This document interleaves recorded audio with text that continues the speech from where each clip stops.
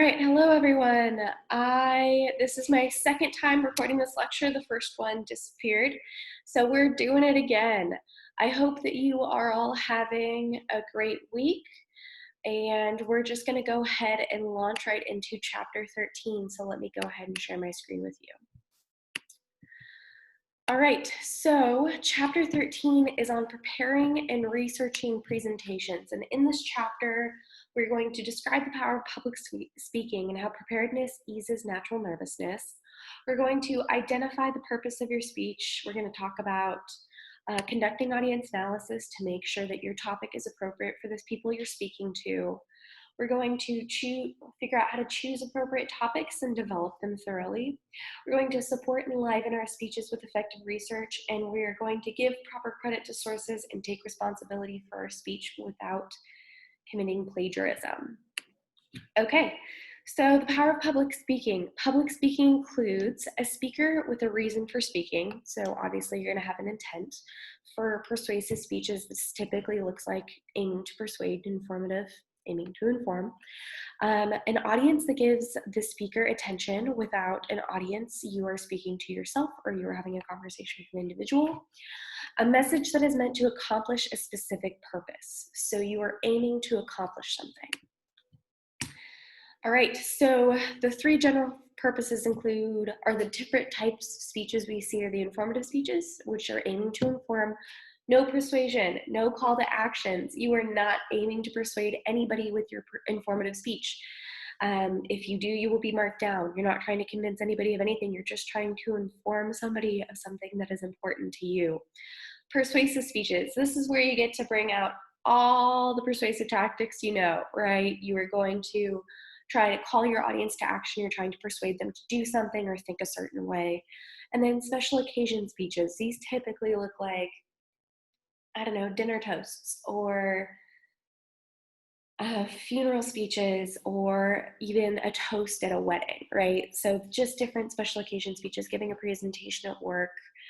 These are the different purposes or that we see people giving speeches for. All right, so a super important part of public speaking and giving a speech is understanding your audience. So you need to consider your audience's expectations and all the different situational factors, right? So you need to understand your speaking situation.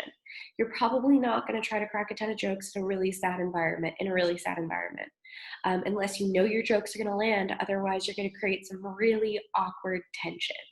So make sure your jokes land, test them beforehand. You need to understand cultural expectations about speaking, right? You need to understand the culture through which you're engaging, the context through which you're interacting. If you're giving a speech to a ton of 5-year-olds, you're probably not going to want to give more than a 2-minute speech, right? They don't have big attention spans. We need to understand the cultural expectations in which we're giving a speech. And time of day certainly makes a difference. You're not going to want to give an hour-long speech to a ton of people in the evening because they just want to go to bed, right? Or they don't want to listen that long. They've had long days. Understand the time of day in which you're giving a speech. All right, so you need to consider your audience demographics and psychographics. Demographics are the quantifiable characteristics of a large group. This can be gender, socioeconomic status, age, nationality, so on and so forth. And the psychographics, the psychological qualities of a group. This means attitudes, values, lifestyles, behaviors, and interests. You want to understand these groups so you can better reach out to them with their topics, so you know how they better be served by your speech, right? You want to take an angle with your speech. If you're giving a speech at a church, you're going to want to understand the attitudes of that church before you're giving a speech. If you're giving a speech at a club, you're going to want to understand the general attitudes and behaviors of that group so you don't say anything that might offend them, or so you can better communicate your speech to be as persuasive as possible. If you're saying a ton of things they disagree with, they're probably not going to want to listen to your speech, right? Which is like worst case scenario. All right, analyze your audience. Anticipate your audience response by considering audience motivation. What is your audience motivated by? Are they motivated by change? Are they motivated by hope? You have to understand where they're coming from and see what motivates them, which is why it's important to look at demographics and psychographics. Seeking common ground. The more your audience feels like they can relate to you, the more they're going to listen to you.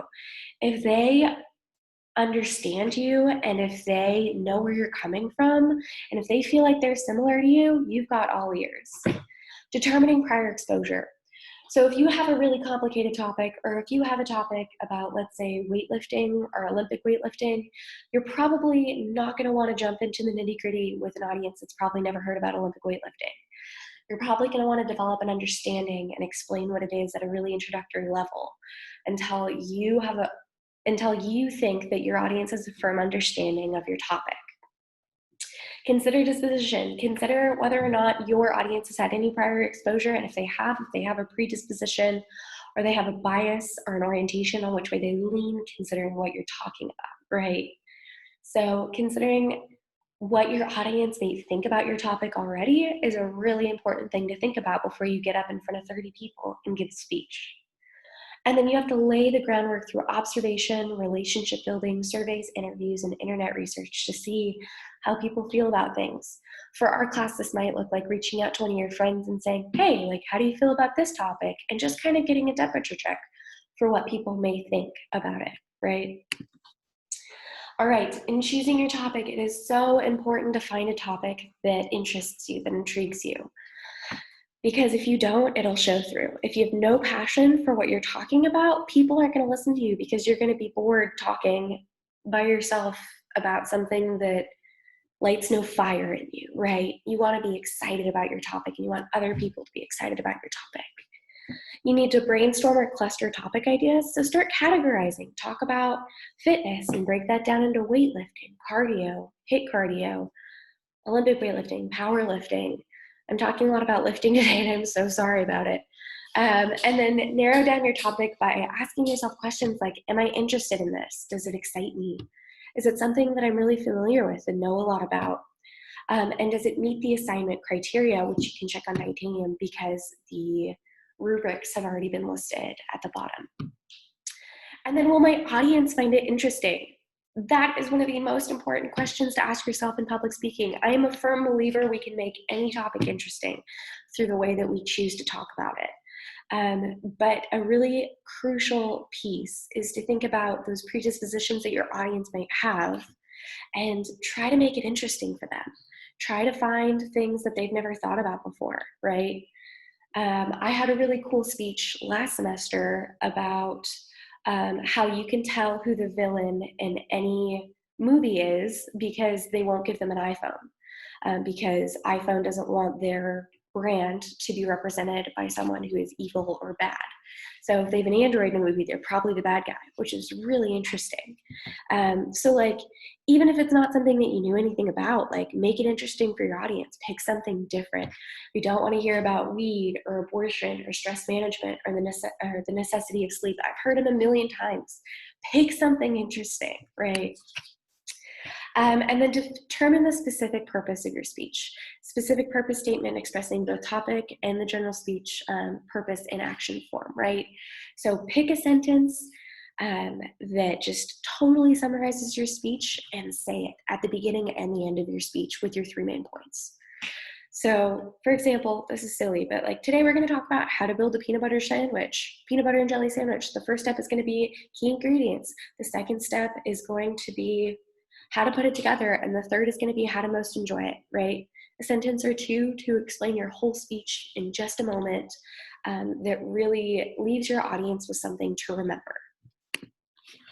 All right, you are going to develop a thesis statement. Conveys a central idea about your topic, summarizes what you want the audience to get out of your speech, and serves as a takeaway message. Talked about this a little bit on the last slide. Jumped the gun a little bit. Sorry about it. Do this. It's really helpful. It gives you something to remember, and it's something easy points if you do it, and it's a quick way to lose points if you don't. All right, types of information to consider. Testimony, expert testimony, and lay testimony. If you're giving a speech about fitness, sorry we're talking about it a lot, you're probably going to want to talk to, I don't know, doctors, right? Kines majors, kines specialists.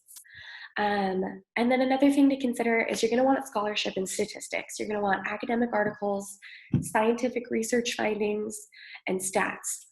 But do not have only a speech with stats and specific research findings, because that's how your speeches get boring. You want anecdotes and quotes. You want stories. You want a narrative that your audience can follow and that they want to listen to. If we're just hit in the face with facts your entire speech, that's not something that your audience is going to want to listen to. So create a narrative, create something that's interesting, and create something that's easy to follow with stories and quotes from people who have been immersed in the field, right? All right, research supporting material. Talk to people, do interviews, conduct surveys, search the literature, go to the library gateways, use the public library database, and then make the most of search engines, research search engines, use Google Scholar, use all of the different materials that you can to create a ton of evidence that supports your claims, right? And you want this because you want to seem credible. You want to build up your ethos, which is super important, but it's not important if no one's listening, which is why you need to tie in anecdotes and narrative to make your story compelling or to make your speech something that everybody wants to hear. Evaluate supporting material to ensure that it's credible. We want credible sources, no Wikipedia. I'm sure you've heard it a million times, but we don't want Wikipedia here. We want to make sure that it's up to date. Don't use research that's more than 5 years old. Research is always progressing. There's always a new article about something. We want to make sure that we're using new articles. We want to make sure that it's accurate. We want to make sure that our information is correct, and we want to make sure that our information is compelling and vivid. We want to paint a picture with our words that people want to hear, right? Use beautiful language when describing things. Use fluid language, and don't be afraid to change up your word choice or your syntax in telling these stories, right? We don't want them to sound dull and monotonous. We want them to sound exciting. All right, and then speak ethically and responsibly. Recognize plagiarism. Anytime you use a thought that is not your own, anytime you take something from somewhere that is not your own, that counts as plagiarism, even if you forget about it, right? So anytime you cite an idea that you didn't come up with yourself, put someone's name down and put the year it was published. Do not take credit where credit is not due. Take accurate notes and keep up with all the things and statistics that you're finding throughout. Bookmark them, keep a running bibliography. Don't do all the bibliography at the end. That creates so much more work. Do it as you go through the creating and developing of your speech and your speech outline. Make sure that we're speaking ethically and responsibly. Be trustworthy, respectful, responsible, and fair. Make sure that, unless we're being satirical, in which case don't, but then you're trying to prove a point, which I think is hilarious. So satirical speech is always welcome. Anyway, all that to say, when we are honest and when we show goodwill to our listeners and to our audience, they are statistically more likely to listen to us. And they are actually statistically more likely to like us. So we want to put forth information that is beneficial to our audience, and we want to put forth information that people actually want to hear and listen to. So all that to say, start thinking about your speeches, and I'm really looking forward to hearing all of them. Please reach out if you have any questions or comments or concerns.